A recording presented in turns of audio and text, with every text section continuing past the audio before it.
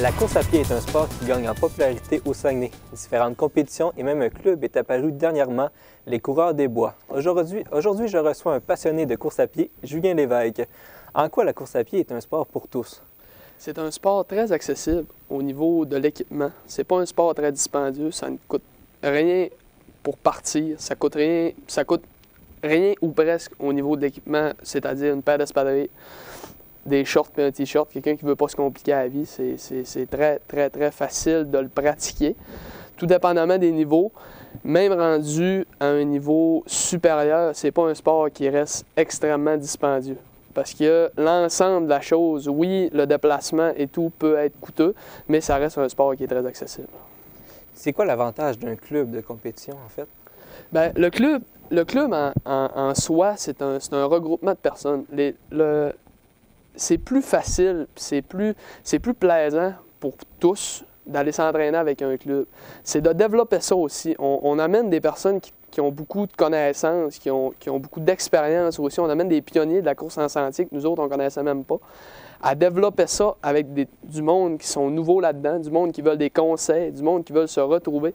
C'est le but de prendre 1 heure dans sa semaine, d'abandonner ses enfants, d'abandonner son travail, d'abandonner ses activités à la maison, puis de prendre cette heure-là pour être avec du monde que tu ne connais pas ou presque, ou que tu développes quelque chose, puis que tu le développes durant une saison au complet pour te retrouver à chaque saison, puis aimer ce que tu fais.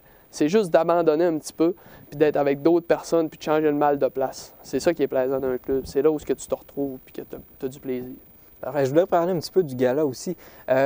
Pourquoi avoir créé un gala? C'est quoi le but en tant que tel d'un gala de fin d'année de course? Un gala de course ou un gala en tant que tel, c'est comme n'importe quoi, c'est pour la reconnaissance. C'est surtout pour tous les commanditaires qui ont fait partie du circuit durant la saison. C'est pour les gagnants aussi. Tu as tout le temps 3 gagnants féminins, 3 gagnants masculins que tu reconnais au travers de toutes les courses. C'est un cumulatif dans le fond, c'est par point durant 5 courses de sentiers qui se sont faites cet été, qui font le cumulatif. Tu as 3 gagnants hommes, 3 gagnants féminins. Fait que tu es remercié aussi, puis tu leur donnes un beau petit trophée là.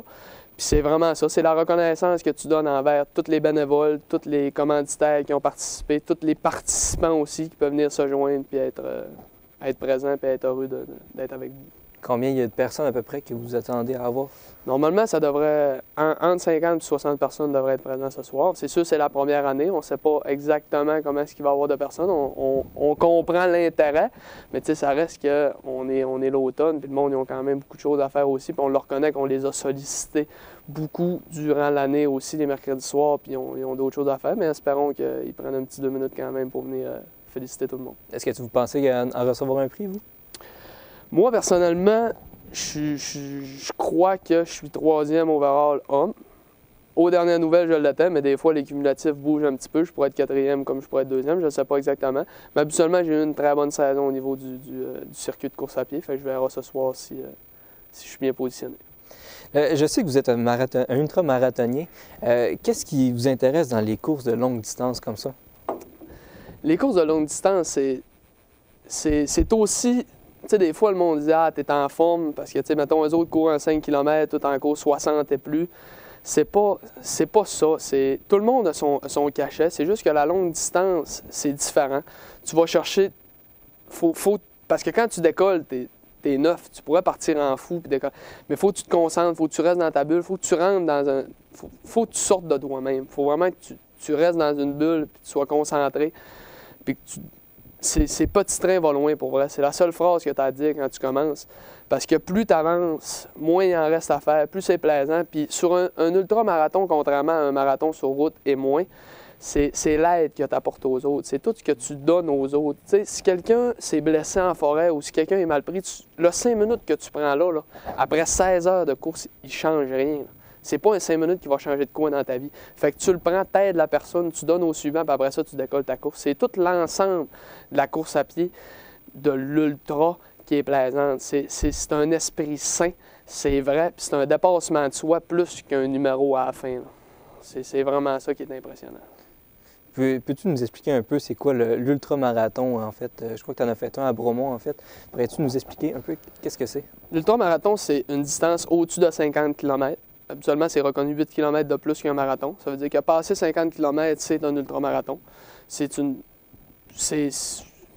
clairement ça. C'est juste une distance qui est plus qu'un marathon. Ça peut passer de 50 à le plus long que j'ai vu, moi, c'est 332 km. C'est le Tour des Géants, avec 24 000 mètres de dénivelé positif. Le gagnant, cette année, le gagnant en 80 heures, puis il a dormi 2 heures. C'est pas pour tout le monde. Est-ce qu'au Saguenay, il y en a un?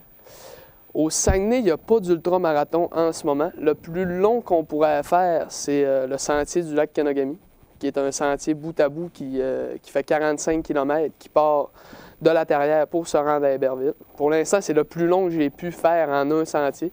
C'est sûr que le développement sur les Monts-Valin peut être fait, mais c'est beaucoup plus compliqué avec la présence d'ours accrus. Puis le Parc national des Monts-Valin aussi. Tout l'ensemble de ça, ça prend beaucoup de bénévoles, ça prend beaucoup d'organisation, puis ça prend des sous. Mais pour l'instant, il n'y a pas d'ultramarathon à cause. Il faut bien gérer ça.